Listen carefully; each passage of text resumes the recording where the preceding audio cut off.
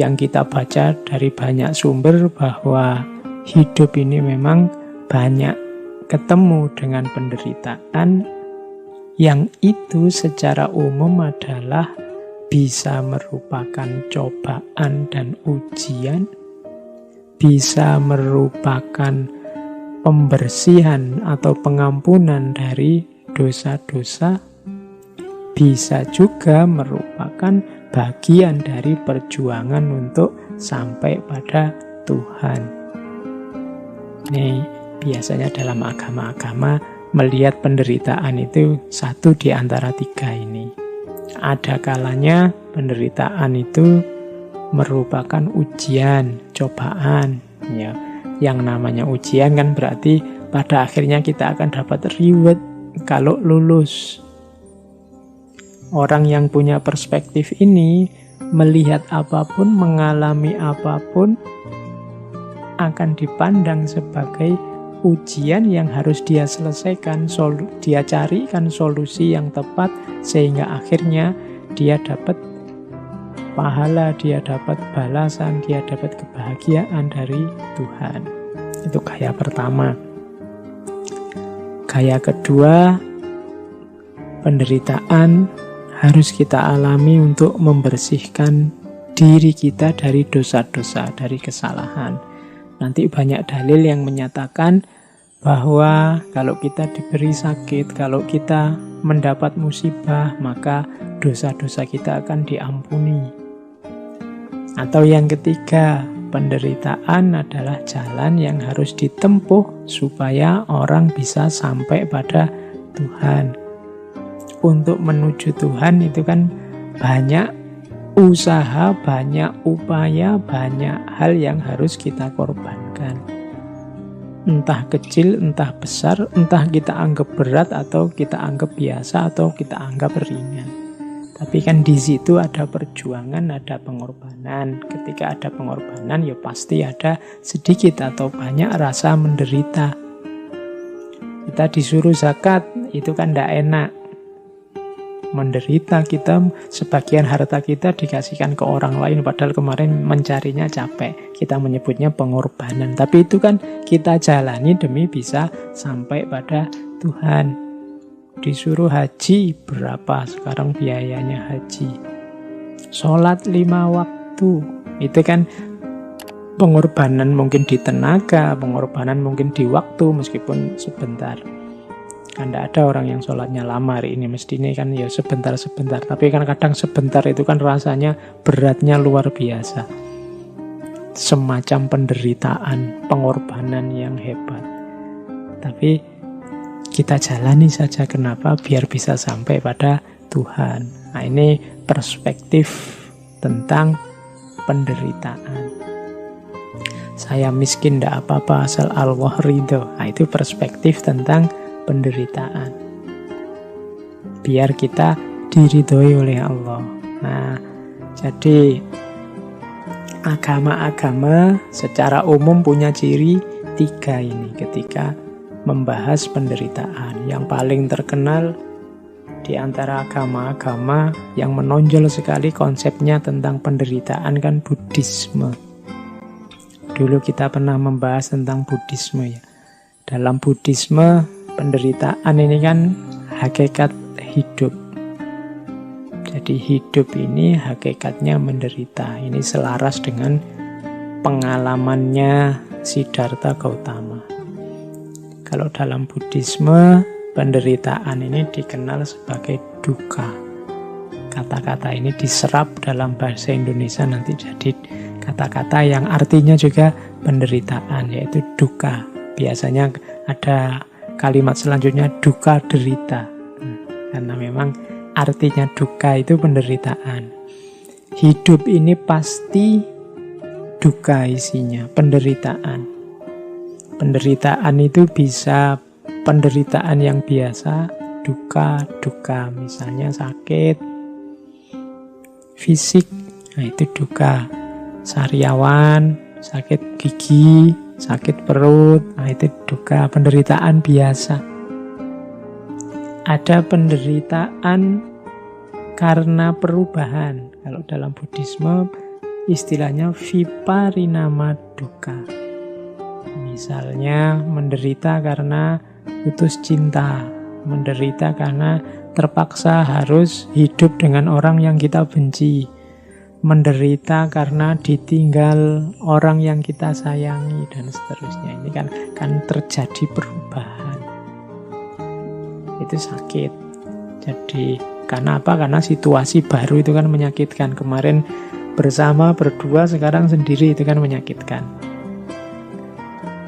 Kemarin tidak punya teman sekacau ini, sekarang punya teman sekacau ini. Akhirnya tiap hari makan hati. Ya, itu kan karena perubahan, itu juga duka. Kemarin tinggal di sana, hawanya panas sekali, orangnya marah-marah terus. Sudah terbiasa terhanyut ikutan marah-marah. Sekarang ganti situasi, isinya bukan orang marah-marah lagi, tapi orang pendiam semua. Wah, itu kan menderita. Jadi penderitaan karena perubahan. Intinya tidak tercapainya keinginan, sehingga kita sedih, sehingga kita merasa gundah, dan seterusnya. Itu namanya viparinama dukkha.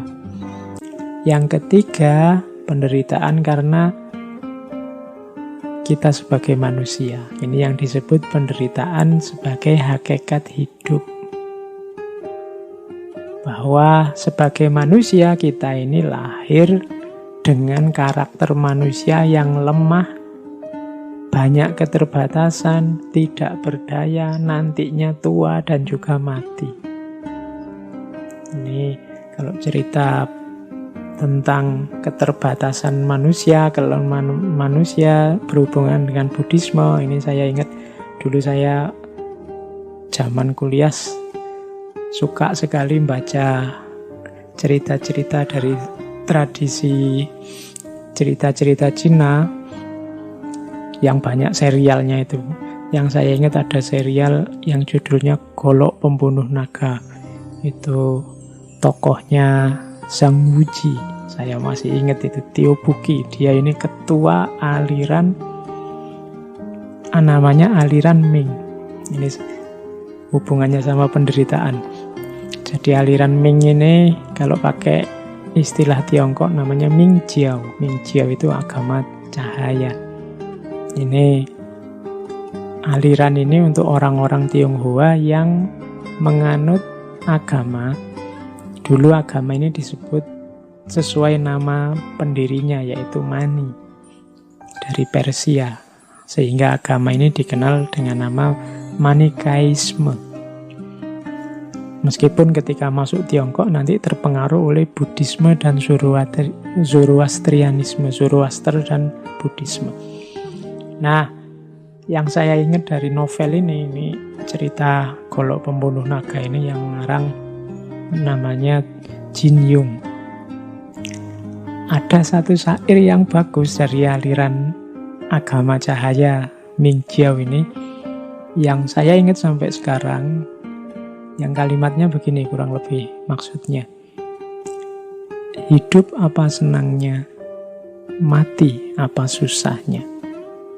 Kasihan manusia di dunia, selalu hidup menderita. Itu kalimat ini menurut saya menarik. Ini ada bau Buddhismenya. Jadi apa sih kesenangan hidup ini sampai kita mati-matian berusaha untuk meraihnya? Hidup apa senangnya, mati apa susahnya. Apa sih susahnya mati ini sehingga begitu takutnya kita dengan kematian? Kasihan manusia di dunia, selalu hidup menderita. Kasihan sekali orang-orang itu ya, hidupnya jadinya susah terus, tidak ada senengnya. Kenapa? Harusnya dunia ini seneng, akhirnya tidak seneng karena begitu terobsesi mengejar-ngejar kesenangan dunia. Padahal sebesar apa sih kesenangan dunia itu? Kita juga begitu takut, begitu parno dengan kematian. Padahal apa iya sih kematian itu begitu negatifnya, begitu menyusahkannya? Nah, ini saya dapatnya dari novel, tapi menarik untuk menggambarkan bagaimana agama Manikaenisme ini menganggap bahwa sudahlah, hidup jangan terlalu diambil serius. Hidup itu menyenangkan tapi juga tidak sebegitunya. Mati itu menyedihkan tapi juga tidak sebegitunya. Yang susah kalau orang terlalu memberati hidup, terlalu takut dengan kematian, akhirnya selalu hidup menderita. Nah, jadi kembali ke Buddhisme tadi, salah satu agama yang menganggap hakikat hidup intinya adalah duka atau penderitaan adalah Buddhisme. Sebabnya apa? Penderitaan itu ada dua, tanha sama avijja. Jadi tanha itu nafsu, kalau avijja itu kebodohan, kegelapan batin. Kebodohan berarti tadi ya, kurangnya pengetahuan. Kemudian kalau tanha itu nafsu, keinginan yang tidak terkendali, hasrat yang tidak terkendali. Jadi ternyata hidup kita ini menderita ketika hasrat kita tidak bisa kita kontrol dan pengetahuan kita terbatas.